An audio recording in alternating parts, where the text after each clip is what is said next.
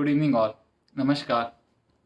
आज का हमारा दूसरा लाइव है और ये आज हमारी दूसरी नई जो सीरीज़ है अप स्किल उसकी शुरुआत है। तो ये अप स्किल सीरीज़ क्या है? तो बेसिकली हम हर हर इंसान अपने जीवन के अंदर कुछ ना कुछ परेशानियां महसूस करता है। तो उन परेशानियों से बाहर निकलने के लिए उसको कुछ स्किल्स की ज़रूरत होती है। अगर वो स्किल उसे सही टाइम पे सही वक्त पर मिल जाए तो उसके जीवन के अंदर एक बहुत बड़ा बदलाव आ सकता है। So this upskill series is about imparting you some skills. तो मैं हर इस तरह के जो हमारी अपस्किल सीरीज के लेक्चर्स होंगे, these are basically lectures, life skill lectures, उसमें तुम्हें एक स्किल देने की कोशिश करूंगा जिससे तुमको टैंजिबल फायदा होगा अपने लाइफ के अंदर। तो हमने जो पहला टॉपिक ऑफ डिस्कशन इसका रखा है that is nothing but how to focus. अब हाउ टू फोकस क्यों रखा? क्योंकि मैंने एक सर्वे किया था। उस सर्वे के अंदर मुझे ऐसा पता पड़ा कि स्टूडेंट की 60 to 70% students who are facing IIT JEE और राइटिंग एनी अदर एग्जाम, वो फोकस की प्रॉब्लम बहुत फेस करते हैं, वो डिस्ट्रैक्टेड फील करते हैं। तो मुझे एक अपने स्टूडेंट का किस्से से शुरू करता हूँ। एक स्टूडेंट थी मेरे क्लास में, वो इतना डिस्ट्रैक्टेड फील करती थी, इतना अनफोकस फील करती थी कि उसकी बॉडी लैंग्वेज में दिखाई देता था। वो हमेशा अनकंफर्टेबल रहती थी, उसके सर में दर्द हो जाता था, उसे कई तरह की बीमारियां हो जाती थी और उसको ब्लड प्रेशर भी था, पता नहीं कौन कौन सी बीमारियां थी। तो मैं एक दिन उससे डिस्कशन कर रहा था तो मुझे समझ आया कि उसकी प्रॉब्लम क्या है। उसकी प्रॉब्लम का जो मैंने सॉल्यूशन दिया वो इस पूरे आज के डिस्कशन के आखिरी के अंदर हम उस सॉल्यूशन को भी डिस्कस करेंगे और उसके लिए क्या चीज वर्कआउट करी ना। अगर आप एक ऐसे स्टूडेंट है जो डिस्ट्रैक्टेड फील करता है, जिसको ऐसा लगता है कि वो फोकस नहीं कर पाता है, अगर वो फोकस कर ले तो बहुत अच्छा कर सकता है। वो फोकस करने की बहुत कोशिश कर रहा है लेकिन फोकस नहीं हो पा रहा, तो हाँ, ये आज की जो अपस्किल सीरीज का फर्स्ट लेक्चर है आपके लिए है। हम आज के लेक्चर में क्या सीखेंगे? हम ये सीखेंगे basically focus without will power. तो एक तो विल पावर लगा के मैं बहुत फोकस करूं तो कर सकता हूं शायद कुछ देर के लिए, लेकिन विदाउट विल पावर हम फोकस कैसे जनरेट करें लाइफ के अंदर, ये बहुत ही की पॉइंट है जो आज के लेक्चर के अंदर से आपका टेक अवे हो सकता है ना। फोकस क्यों चाहिए? सबसे पहले तो ये सवाल उठता है।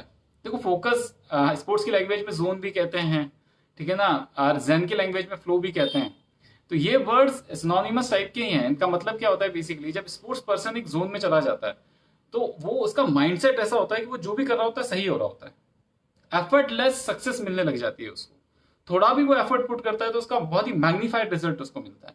और हम सब चाहते हैं कि हम ऐसी स्टेट के अंदर लाइफ के अंदर रहें जिससे हम थोड़ा भी एफर्ट पुट करें तो हमको बहुत आउटपुट मिले। तो हम ऐसी स्टेट ऑफ माइंड को कैसे अचीव करें, ये सवाल उठता है। तो इसका सबसे प्राइमरी रीजन लाइफ के अंदर क्या है कि लाइफ के अंदर सबसे इंपॉर्टेंट चीज तुम्हें बचपन से बताया गया होगा। तुम नीचे कमेंट करके बता सकते हो मुझे कि क्या मैं सही कह रहा हूं या नहीं कह रहा। सच बोलना चाहिए, ऐसा बोला गया है तुम्हें कि सच है ना, सत्य ही सत्यमेव जयते, सत्य ही बहुत बड़ी चीज होती है। लेकिन क्या कभी तुमने क्वेश्चन किया कि ऐसा क्यों होता है, कि why is truth so important in life? क्या तुमने ऐसा सोचा कभी? अगर तुमने सोचा है और क्या सोचा तो उसको मुझे कमेंट करके नीचे बताओ कि तुमने क्या सोचा। मैं अपनी बात बताने की कोशिश करता हूं। देखो, सत्य क्यों जरूरी है लाइफ के अंदर? इसलिए जरूरी है क्योंकि जब हम लाइफ को ट्रूथफुली जीने की कोशिश करते हैं और अपने आप से ईमानदार रहते हैं तो हमको समझ में आता है कि हमारी लाइफ में क्या प्रॉब्लम्स हैं, हम क्या पेन्स फेस कर रहे हैं लाइफ में। नहीं तो हम क्या कर सकते हैं, उन पेन्स को अवॉइड कर सकते हैं। अवॉइड करने के तरीके क्या है? आप मूवी देख लीजिए, आप अच्छा खाना खा लीजिए, आप बाहर घूमने चले जाइए, आप दोस्तों के साथ गप्पे मार लीजिए, आप टाइम पास कर लीजिए। दीज आर ऑल मीन्स, जिसको आप डिस्ट्रैक्शन कहते हैं basically, these are all means to avoid pain in life. So once you start avoiding pain in your life तो होता क्या है? बेसिकली पेन के साथ एक बहुत पॉजिटिव चीज निकल के आती है। पता है वो पॉजिटिव चीज क्या है? हाँ, वो पॉजिटिव चीज है डिजायर, किसी चीज को पाने की इच्छा। वो पेन के साथ हमारे अंदर से बाहर निकल के आती है और हम क्या करते हैं? बेसिकली उस पेन को अवॉइड करने के चक्कर में उस इच्छा को रोक देते हैं। और ये जो इच्छा है बेसिकली यही सबसे बड़ी चीज है जीवन के अंदर। The desire to have something in life, to achieve something in life is one of the most important things in the basic things of human life, जो हमारी लाइफ को मीनिंग देती है।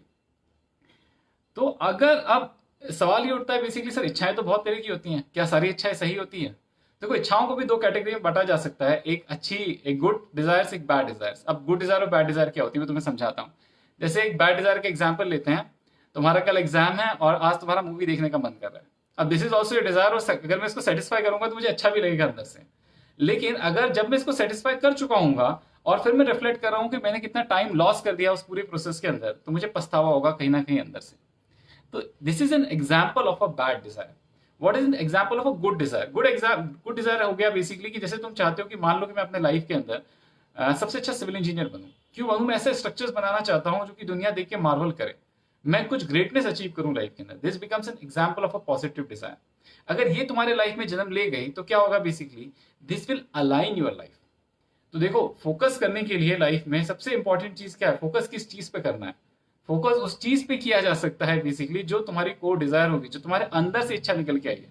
अब मैंने जनरली देखा है, लोगों की जो इच्छाएं होती है वो किराए की इच्छा होती है, पड़ोसी से ली हुई है कि भाई तुम्हें क्या लगता है, तुम्हें आईटीजी करना? हाँ ठीक है, मैं भी कर लेता हूँ। अच्छा, तुम फलाना कॉलेज में जाओगे? जी मैं भी चला जाता हूँ। तो ये सारी किराए की इच्छा है। लेकिन कुछ इच्छा ऐसी होती है जो हमारे मन की गहराई के अंदर आती है। जैसे मुझे ये इच्छा है कि मैं तुम्हारे लिए वीडियोस करूँ, तो मैं इसको अपने मन से कर रहा हूँ। इससे मुझे कोई प्रेशर नहीं है कि मुझे अच्छा करना है, मुझे बुरा करना है। मैं अंदर से करने की कोशिश कर रहा हूँ। जितना अच्छा मैं करने की कोशिश करूंगा, उससे मुझे एक अंदर से सेटिस्फैक्शन फील हो रहा है। This is example of a good Dzire.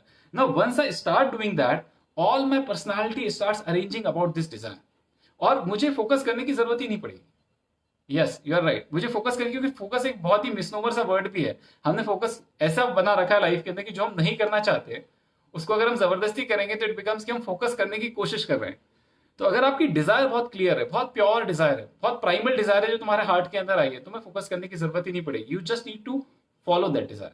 अगर तुम उस डिजायर को फॉलो करोगे तो तुम्हारी लाइफ अपने आप उस डिजायर के अराउंड अरेंज होती चली जाएगी, ओरिएंट होती चली जाएगी, और तुमसे ज्यादा कॉन्फिडेंट और तुमसे ज्यादा आउट परफॉर्मिंग बाकी लोगों को कोई इंसान नहीं दिखाई देगा। तुम्हें ऐसा लगेगा कि वो जादू ही कर रहा है। तो this is the power of human desire. तो if you can recognise that desire inside you, if you can catch on that glimpse of desire inside you and hold it into you कि भाई ये Dzire जो है ना, basically मैं इसको पकड़ के रखूंगा, इसको मैं फॉलो करूंगा आखिरी तक, खत्म होने तक, तो वो तुमको ग्रेटनेस तक ले जाएगी और तुम्हें कभी फोकस करना ही नहीं पड़ेगा। और जो फोकस के सारे बेनिफिट्स हो तुमको ऑलरेडी मिल जाएंगे ना। जब हम इस डिजायर को फॉलो करेंगे तो होगा क्या? जब तुम इस डिजायर को फॉलो करोगे तो क्या होगा? इसके साथ एक्शन आएगा। जो एक्शन होगा, जिसे हम क्रिया कहते हैं हिंदी के अंदर, ये क्रिया, हम बार बार जब किसी काम को करने की कोशिश करेंगे तो उस काम को कोशिश बार बार करने से हमें काफी गलत तरीके पता पड़ेंगे जिससे वो काम नहीं किया जा सकता। जैसे तुम पढ़ रहे हो, प्रॉब्लम सॉल्व कर रहे हो, होगा या नहीं होगा? नहीं होगा तो एक गलत करने का तरीका मिला, और अगर हो गया तो तुम्हें नॉलेज मिला। नॉलेज क्या होता है? नॉलेज होता है अनकॉन्शियस एक्शन। अनकॉन्शियस एक्शन मतलब मैं अगर दिमाग बंद कर दूं, मुझे अपने गुरुजी का किस्सा याद आता है। कई बार ऐसा होता था कि मेरे गुरुजी पंडित सुंदरलाल गंधर जी को बहुत बहुत थके हुए होते थे, और फिर भी उनके अंदर इच्छा होती थी कि मुझे सिखाएं। तो दोपहर में मुझे लेके बैठते थे, और कई बार ऐसा होता था उनकी हल्की सी झपकी लग जाती थी। लेकिन जो चीज मुझे आश्चर्य करती थी वो ये करती थी कि वो सो भी रहे हैं, और वो जैसे उनके हल्का सा भी सांस के अंदर लड़खड़ाहट होती थी, नींद खुलती थी, तो वो जैसे ही सुर लगाते थे परफेक्ट पिच परफेक्ट आता था। मेरे को ऐसा आश्चर्य लगता था, यार कोई इंसान सो भी रहा है या फिर उसकी झपकी भी लग गई तो सुर में कैसे हो सकता है? तो वो इसलिए होता था बिकॉज क्योंकि ज्ञान उत्पन्न हो चुका है। ज्ञान का मतलब क्या होता है? Unconscious action. मतलब कि आप नहीं करना चाहते, आप मान लीजिए कि आप नहीं भी करना चाहते तो भी सही हो रहा है। तो ये सारी चीजें कब होंगी? जब तुम ट्रुथफुल रहोगे, ट्रुथफुलनेस के साथ तुम डिजायर पे फोकस करोगे, और इस इच्छा के आसपास तुम्हारी पूरी पर्सनालिटी अरेंज होने लग जाएगी। ये जो शरीर है ये मर जाएगा और एक नए शरीर का जन्म होगा। अब ये सब करते समय क्या होता है? बेसिकली ये तो हमने देख लिया कि अगर हम डिजायर को पकड़ लें तो सारी चीजें कंट्रोल में आ गई। लेकिन अगर हमने पकड़ भी लिया तो हमें से काफी सारे स्टूडेंट्स ऐसे होंगे जिन्होंने डिजायर्स को कंट्रोल कर रखा है अपनी, जिनको पता है कि उनको आईआईटी का एग्जाम लिखना है या उनको पता है कि इंजीनियर बनना है, फिर भी पढ़ नहीं पाते। ऐसा कोई है क्या? वो कमेंट करके मुझे बता सकता है कि सर मेरे साथ ऐसा होता है। तो जब वो डिजायर को हमने पकड़ भी लिया तो पता है क्या होता है? कई तरह की अनस्टेबिलिटीज जन्म लेती हैं। हम करने की तो कोशिश कर रहे हैं, लेकिन एकदम से कुछ हो जाएगा जिससे हम वापस अपने पास से हट जाएंगे, फिर हमारा फोकस लॉस हो जाएगा, फिर हम वहीं सर्कल के अंदर घूमने लग जाएंगे, फिर हम कोशिश करेंगे फोकस करने की, फिर फोकस डिस्टर्ब हो जाएगा। तो सवाल उठता है कि ऐसे ऑब्स्टेकल्स क्यों आते हैं लाइफ के अंदर? तो देखो, ऐसे ऑब्स्टेकल्स इसलिए आते हैं लाइफ के अंदर क्योंकि जो हमको ये एक शरीर दिखाई दे रहा है, एक शरीर नहीं है, ये एक तरह से 5 शरीर है। 5 शरीर कैसे हैं? एक तो जो तुम्हें दिखाई दे रहा है दिस फिजिकल बॉडी, फिर इस बॉडी को सपोर्ट करती है एक एनर्जी बॉडी। मतलब देखो, कई बार हमें बहुत हाई एनर्जी फील हो रहा होता है। जब हमें, जैसे अगर तुम आज सारी बातें मेरी हाई एनर्जी में सुन रहे हो, तुम्हें बहुत ज्यादा समझ आ रही होंगी। अगर उतने हाई एनर्जी में मैं ही ऐसे बोलूं कि हाँ ऐसा तो है, तो तुम्हें एकदम से खुद को ही नींद आने लग जाएगी मेरी बात को सुन के। तो दिस इज द, फिर इस एनर्जी बॉडी के पीछे हमारी हमारी एक और बॉडी होती है, that is nothing but the mind body. Mind body क्या होती है? बेसिकली तुम्हारे इमोशंस है, तुम्हारे सोचो किसी दिन तुम्हारे को बहुत, उस दिन तुम्हारी पढ़ाई बहुत अच्छी होगी, और किसी दिन तुम बहुत उदास फील कर रहे हो, तुम्हारी एनर्जी एकदम लो हो जाएगी, तुम्हें पढ़ने का बिल्कुल मन नहीं करेगा। So this is the work of mind. अब माइंड को कौन कंट्रोल करता है? माइंड के पीछे एक बॉडी खड़ी हुई है जिसका नाम है इंटेलिजेंस बॉडी। मतलब हमारे इमोशंस को कंट्रोल करती है हमारी थॉट प्रोसेस। तो हम जितने इंटेलिजेंट इंसान होंगे उतने आसानी से हम अपने माइंड को अपने कंट्रोल में रख सकते हैं। अब सवाल ये उठता है कि हाँ ठीक है सर, माइंड तो ठीक है, इंटेलिजेंस भी ठीक है, लेकिन हमने ऐसे बहुत सारे लोग देखे हैं लाइफ में जो दूसरों को ही खराब करने में लगे रहते हैं, उनका काम बिगाड़ने में लगे रहते हैं। अब ऐसे लोगों के बारे में क्या, उनके पास इंटेलिजेंस तो होगी, इसमें तो कोई डाउट नहीं है। हाँ, तो ऐसा इसलिए होता है बिकॉज क्योंकि वो इंसान अंदर से हैप्पी नहीं है। तो happiness becomes the fifth dimension और the fifth body, that is nothing but happiness body. अगर आप हैप्पीनेस बॉडी को नरिश करोगे, मतलब आप अंदर से खुश रहोगे। अब अंदर से खुश कब रहोगे, तो पहली बात आती है जब अपने डिजायर को एक्चुअली फॉलो कर रहे होगे, ना कि किसी और के डिजायर को पूरा करने में लगे होगे। मान लीजिए अपने पेरेंट्स की डिजायर है, भाई की डिजायर है, बहन की डिजायर है, वो डिजायर्स भी ओके है लाइफ के अंदर, उसमें कोई इशू नहीं है, लेकिन जब तक तुम्हारी डिजायर प्राइमल नहीं होगी तब तक तुम अंदर से खुशी महसूस नहीं करोगे। अगर तुम अंदर से खुशी नहीं महसूस करोगे तो तुम्हारी इंटेलिजेंस तुम्हारा साथ नहीं देगी, और अगर तुम्हारी इंटेलिजेंस तुम्हारा साथ नहीं देगी तो तुम्हारे इमोशंस हमेशा प्योर नहीं रहेंगे, और अगर तुम्हारे इमोशंस प्योर नहीं रहेंगे तो तुम्हारे एनर्जी लेवल्स लो रहेंगे। अगर तुम्हारा एनर्जी लेवल लो रहेगा तो कहीं ना कहीं तुम्हारी जो बॉडी जिस तरह से फंक्शन करनी चाहिए ये भी फंक्शन नहीं करेगी, ये भी माल फंक्शन करने लग जाएगी। तो these are the 5 factors which affect the stability of human mind. तो जो फोकस है हमारा वो क्यों डिस्टर्ब होता है, इन 5 कारणों के कारण। अब मैं तुम्हें अपना एक लाइफ एक्सपीरियंस सुनाता हूँ जो कि बहुत ही इंटरेस्टिंग है। मैंने कुछ ऐसा किया, एक समय था जब मुझे बहुत क्या कहना चाहिए, ऑटोइम्यून डिसऑर्डर हो गया था, मुझसे चलते नहीं बनता था, मुझे इस आंख से दिखना बंद हो गया था मुझे। तो एक सिंड्रोम होता है जिसे कहते हैं रीटर सिंड्रोम, उसमें क्या होता है, can't see can't P can't walk. तो मैंने कुछ ऐसा करना शुरू किया जिससे मेरी लाइफ ट्रांसफॉर्म हो गई। वो क्या था बेसिकली, कहते थे लोग, लेकिन मैंने कभी इतना सीरियसली नहीं लिया, मैंने ब्रीदिंग एक्सरसाइजेस करना शुरू कर दिया।